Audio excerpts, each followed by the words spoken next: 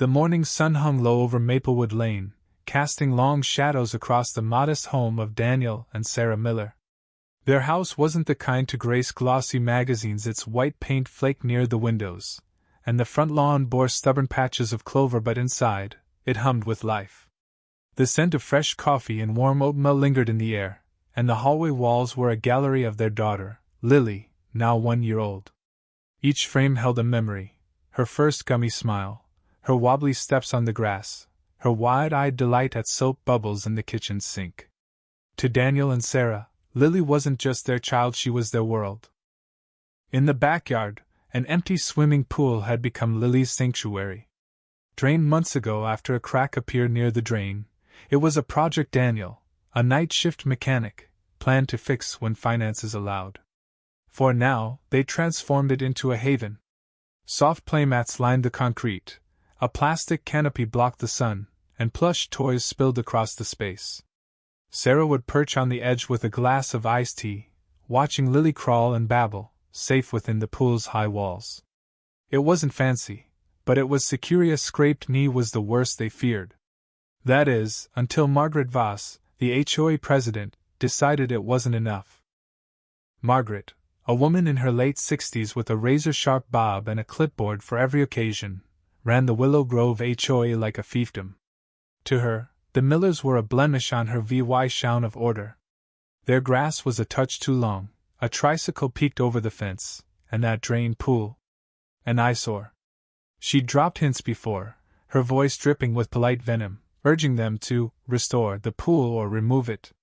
The Millers brushed it off, too busy with life to tangle with her rules.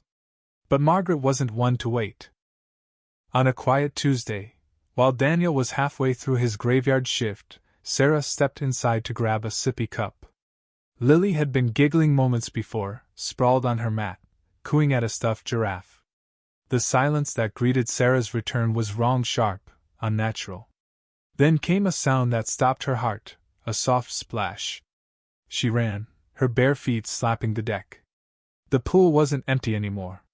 Water, maybe 3 feet deep, shimmered in the sunlight, chlorinated and cold. In the center, barely visible, floated Lily's tiny socks, yellow with polka dots, just below the surface. Sarah screamed, lunging over the edge. The concrete tore at her knees, her elbow cracked against the side, but she didn't feel it. Her hands found Lily's limp arm, cool and weightless. She yanked her daughter free, laid her on the mat, and began compressions, her hands shaking as she counted through sobs. "Stay with me, baby, please." The ambulance arrived in 6 minutes. To Sarah, it was an eternity. In the back of the rig, paramedics worked in grim silence. One finally spoke, his voice careful. "Possible brain hypoxia." Sarah clutched Lily's hand, whispering lullabies through chattering teeth. At the hospital, 11 minutes into the ride, Lily's chest rose a faint, fragile breath. Her eyes stayed closed, but Sarah held on. Margaret Voss didn't apologize. She didn't call or sit. Instead, she mailed a complaint accusing Sarah of disruptive conduct at the community gate, painting her as unhinged, a threat to neighborhood harmony. It was a calculated move, a paper shield to deflect blame. At the HOA meeting 2 days later, the air was thick with tension. Neighbors sat on folding chairs outside the clubhouse, whispering behind agendas. Sarah stood beside Daniel, clutching a folder of hospital bills and photos, her voice trembling not from fear but from fury. "You didn't tell us," she said, staring at Margaret. "You filled our pool without a word. My daughter might never wake up." Margaret didn't flinch. "Your pool was a hazard," she said, her tone as crisp as her blazer. "We followed protocol." Sarah's voice sharpened. "Protocol? You pumped water into a child's play area without consent." Murmurs rippled through the crowd. A man in the back spoke up. "You knew it was empty, Sarah. Why wasn't it covered?" Another added. "This is about standards, not just your family." Sarah's breath caught. The room wasn't with her. They were with Margaret's bylaws, her signatures, her illusion of control. Daniel's hand steadied her back as she stepped away, her fingers tight around the folder. They didn't want justice. They wanted quiet. That night, Sarah sat by Lily's hospital bed, whispering promises into the dark. "We're not done, sweetheart. I swear." Daniel, meanwhile, changed. The man who once sang off-key to morning cartoons was gone, replaced by someone cold, focused. He stood on the porch, staring at the pool. Its water gleamed under the moonlight, still and silent, a mirror hiding a nightmare. He didn't speak, but inside, a plan took root. By morning, Daniel made calls, one to a lawyer, another to a city code expert. The lawyer was blunt: the HOA's actions were illegal. The expert confirmed it: 3 violations, including unauthorized property alteration and failure to notify.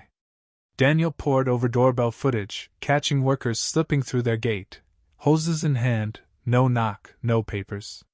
He built a case with precision, color-coding files, time-stamping emails.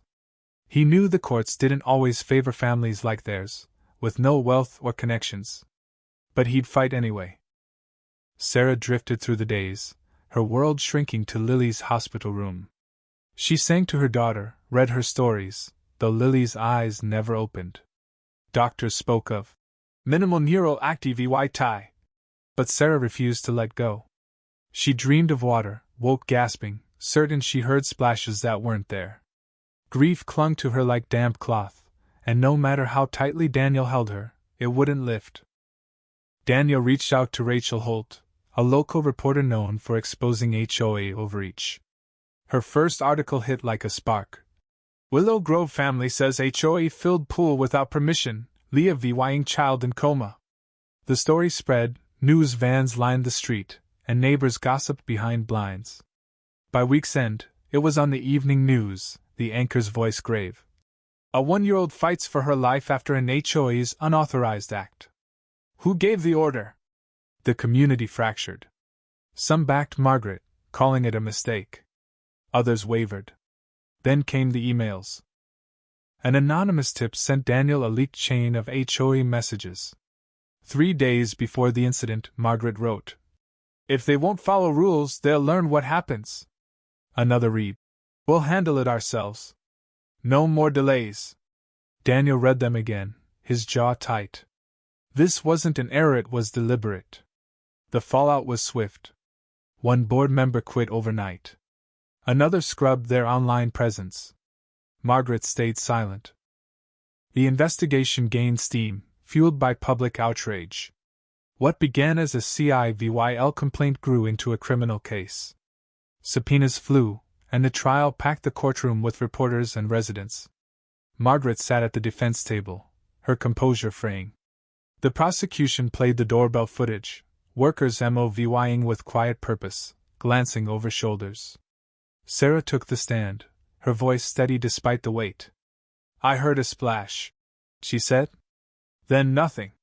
My daughter sank, and I couldn't reach her in time." The room was silent, her words heavy. "Lily's gone because someone cared more about a rule than a life." Margaret looked down, her hands trembling. After 3 days of deliberation, the jury returned.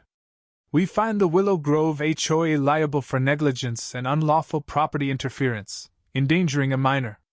The judge's voice was firm. Margaret was stripped of her role, the HOA fined HEVYLY. Outside, a crowd waited. Signs read, "Lily deserved better."